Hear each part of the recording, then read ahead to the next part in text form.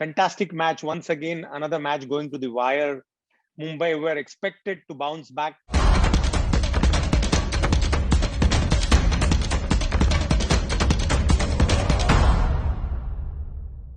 Hello, everyone. Welcome to Straight Bat with Gulf News and Mr. Cricket UAE, that is Anis Sarjan. We are here to discuss today's match, which is Mumbai crashing to their fifth defeat in the IPL.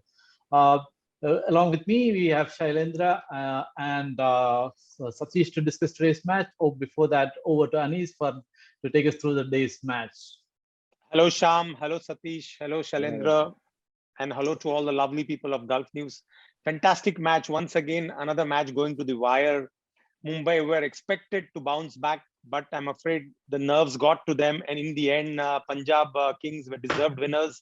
They won by 12 runs, but you have to see that the pressure of getting the 2 points got to Mumbai, and that is what that might be hurting Mumbai now. Pretty much, it was a pressure situation, Shailendra. Shailendra, tell us what went wrong with Mumbai today. I mean, it is the chase got off the bad start, and finally they were back in the chase, and things didn't go right from the beginning, isn't it? I think, yeah, of course, Rohit got out in the initial stage. Then even, two runouts. There were two major runouts, which was really bad, for Mumbai. That's where I think they lost the game.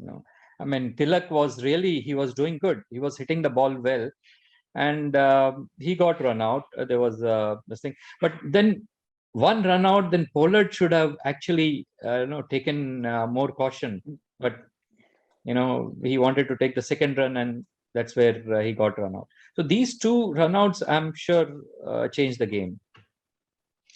Satish, that is when the chase happened. What Shailendra was referring to was the chase when the chase happened. But Mumbai were not really in the match right from the beginning, isn't it? They were their attack was toothless, and they couldn't really control the scoring in the first 10 overs. Right? Absolutely, Sham. They have been leaking runs all the matches. If you look at the bowling, has been absolutely probably one of the weakest in this year's IPL. I would say they have not been able to control. Bumrah is out of sorts, or maybe too much reliance on Bumrah, so he was not able to get those wickets. Having said that, I would still go to say that the biggest problem that Mumbai is facing is in the batting, because if Punjab can score 199, and I'm sure with the Mumbai batting they should be able to score 200. But the biggest problem, I would say, is the form of Rohit Sharma, and though he has played some good shots today, I would say his footwork was absolutely lacking, and I think, in my opinion, age is catching up with him. So I'm more worried about India's now World Cup than what it is right now with Mumbai, because I'm quite afraid about his form and his timing. He was not getting his rhythm at all. So had he been there, had he gone like maybe 10 overs, 8 overs, 10 overs, the old Rohit Sharma, which I always love to watch. He's one of the best India has produced, but he was a little at sea, I would say, today against on a not a very bad wicket. It was seeming, yes, but the ball was also nicely coming onto the bat, and he was beaten up for the pace and got out well bowled to Rabada. Let's leave out India and let's stay with the IPL. Okay, for Rohit Sharma aside, that Dewald Brevis produces stunner, isn't it? How did you like that, Anis?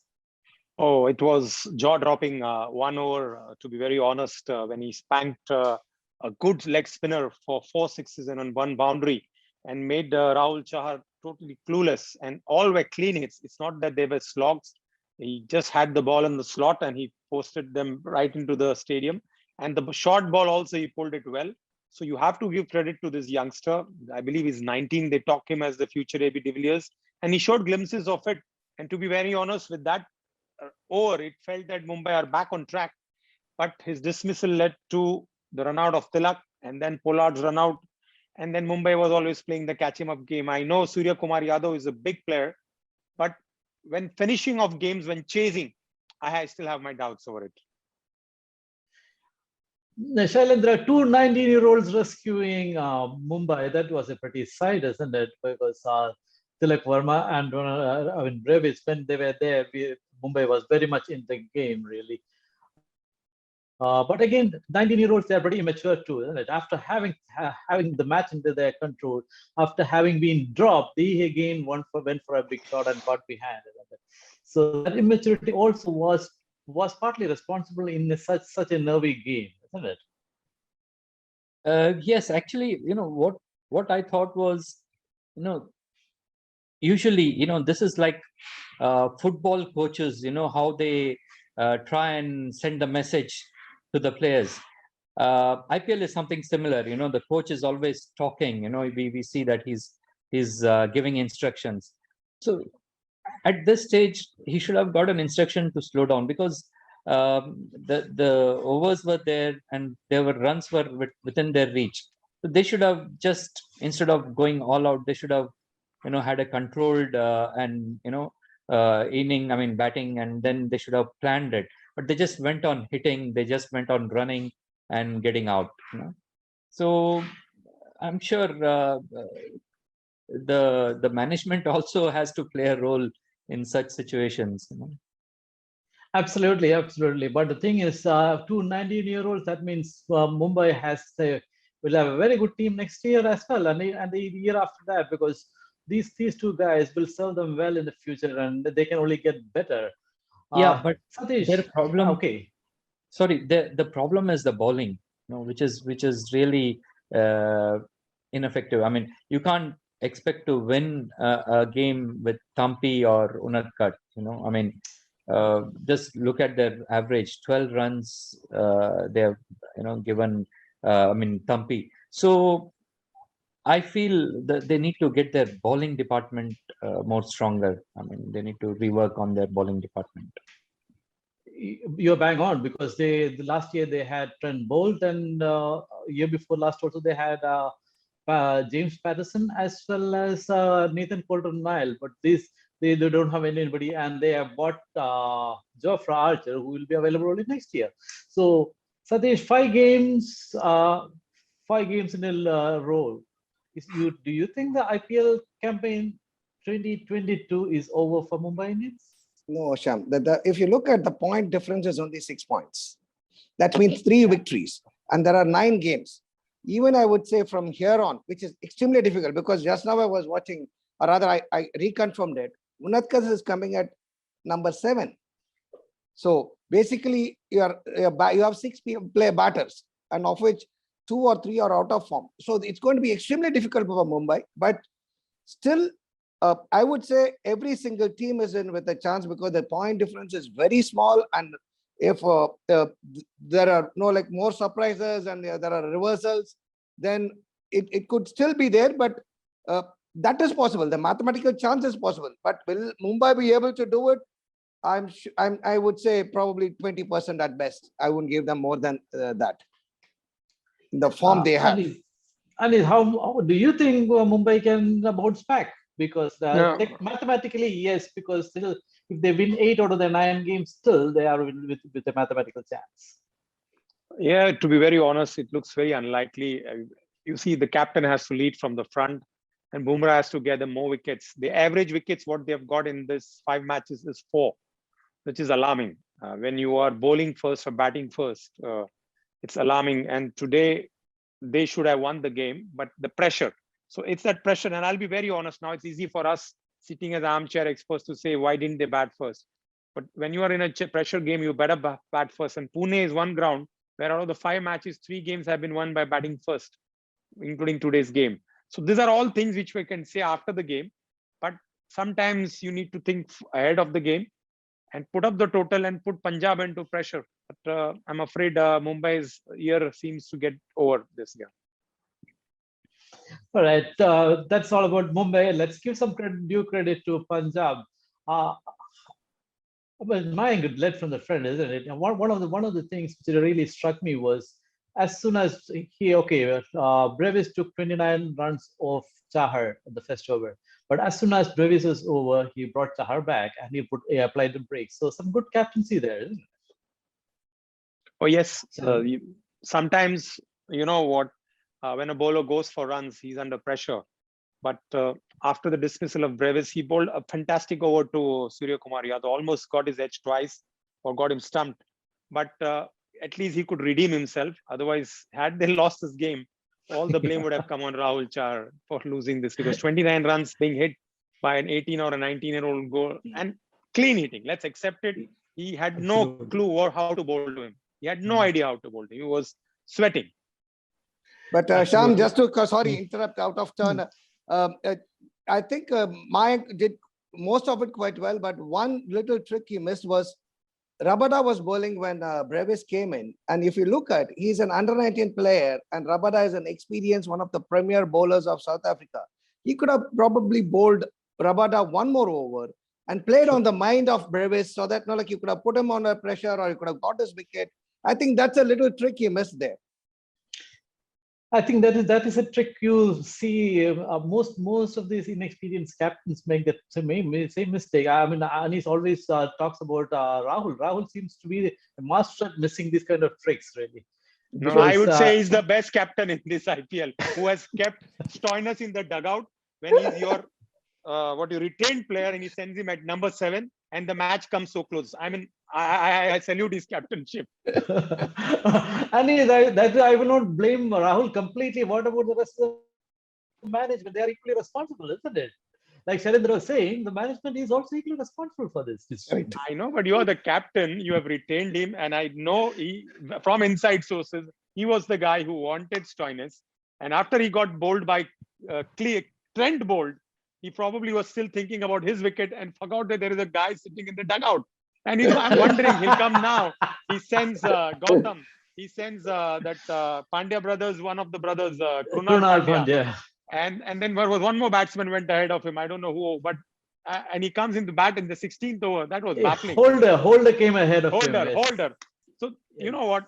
This cannot be accepted. Come on, you're playing in high level intense cricket. Why are you holding that batsman back? You mean to say you are scared of Trent Bolt? Anyway, okay. Shailendra, what do you think of Punjab's chances? I mean, this is 3 wins from 5 games. It's pretty decent, actually. Yes, they should be one of the contenders for top 4. It's quite tough, because we see there are 6 teams in the with 6 points, and then Delhi and Hyderabad also with 4 points. So it's tough, but Punjab, I'm sure if they play the way they have done it today, because in the batting also, Mayank has scored well. Apart from Mayank, even Dhawan he has been scoring quite well.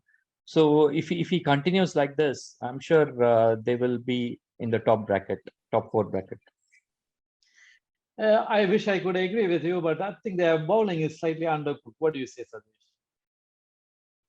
I would say it's not bad, Sham. I would say it's there. Maybe like one bowler, if they change a combination, maybe they can work, because almost out of the 5 bowlers, 4 are quite experienced. Another brave move by Mayank, that he again gave Smith the last over despite getting hit the previous game. Having said that, but another positive point for Punjab is more than the form of Dhawan. Dhawan is one guy, if he gets into form, he doesn't let it go. He continues. He keeps going on and on. So I would say he will prove, he'll be the biggest key for Punjab to go further this year. And probably I would be surprised if he goes on to collect the orange cap, because he's one player who will not let his form down. Like, he keeps going, he will continue for a longer time. Before we wrap up, Odion Smith in the last over, that was brave, or was it foolish? Now you can say it was brave, but to be very honest, 2 tailenders playing, I would have bought the leg spinner Livingstone, because it's not easy to hit the spinners out of the park. And mind you, after the first 6 men, I still felt that he would choke because he was under pressure. And that 6 was hit by Unadkat, who was not a batter at all. That's what I'm saying. So that nightmare, he said in the post-match that I was in the same situation in 4 days' time. But again, it was a brave step. And to be very honest, Punjab are doing a mistake by not playing Rajapaksa. Whether they drop Odion Smith or whether they drop Johnny Bairstow, it's a big call. But Rajapaksha has done nothing wrong. He was scoring 50, 40, 30 in quick time. And what is his fault for him to be sitting out? Just because you want Gianni Bairstow? Doesn't make sense. I'm completely with you, and I think it's more of star value of Bairstow rather than the efficiency of That guy was giving them a start of 60, 70 in the power play. Okay, Yes. he might fail in 1 or 2 games, but you got to go and back him. And now when you get him, there will be a gun on his head that no, I have to score runs. Correct. I agree. Completely agree, because he has to be there irrespective of whom they drop, whether it's Orion Smith or Bairstow, it doesn't matter really, but he has to be in the team. And he, as coming in of one drop, he's been doing a phenomenal job. Now, that's it for today, but let's hear about the competition. Oh yes, every day we have to predict the winner, and it's very, very difficult. Mind you guys, if you're a true cricket fan, you still can't get that right winner. Every day there is a different winner. So we hope that you predict the right winner. Tomorrow is Gujarat versus, we're talking about Gujarat is playing Rajasthan, I think. versus Rajasthan. So the team which wins will go on the top, but you need to predict the winner, and you walk away with a lovely apparel kit, which is a track, t-shirt, and a cap. It's all yours, and a digital subscription from Gulf News. Okay, that leaves us that now it brings us the prediction time for us. Shailendra, you go first. Tomorrow Rajasthan Royals plays Gujarat Titans. Who is your pick? I'll go with Rajasthan Royals. All right, Satish. I would go with Gujarat. Yeah, that is not surprising. Anis, have you noticed that Rajasthan is never Satish's pick? Sam, Never. one thing I tell you, Sanju, two things. One, Sanju's captaincy, and second is he scores big in one game in a year, and that's about it. After that, no, like you expect him Yes, to keep continuing, that's true. and then That's true. like Only 2 you, games you he only plays. expect one big knock he'll play, and that's He's about done it. that. He's already played that. But I'll tell you, they have one of the best batsmen in one day in T20 cricket. I watched him actually. Who is that? Josh Butler. Yes, it is. Josh Butler, he is a treat to watch. But he's been there for Absolutely, so Sham. many years. Sham. Absolutely, but the problem RR is has been coming in the bottom. only he scores. He scores. Yeah, but the problem is they don't have a bowling to back him up, bro. Correct. Anyways, Anis, I what's will your also pick? back RR because Okay, we have that's the only team which has been defending scores. Out of 5 matches, other 4 matches they have defended in 3. Sanju. See, RR is always been like Punjab Kings. They always flatter to deceive. They always promise more than what they deliver. So, but between Gujarat and RR, I will go with RR. So Rajasthan, it is from three of us, and Satish, the eternal RR hater, is backing Gujarat. No. But again, Sam, that is only half of it. Gujarat has done well, and I'm quite happy with the way the Pandya has done as a captain and as a player. So I think he has shown a different genre of himself in the last few games. I absolutely agree, especially his batting, but I don't know whether that is good for Gujarat or not. We will know it as in the later half of the tournament. But that's it for us from today. So thank you for logging on and watching our video chat. For more updates and developments, please log on to gulfnews.com and all our social media channels. Until tomorrow, good night.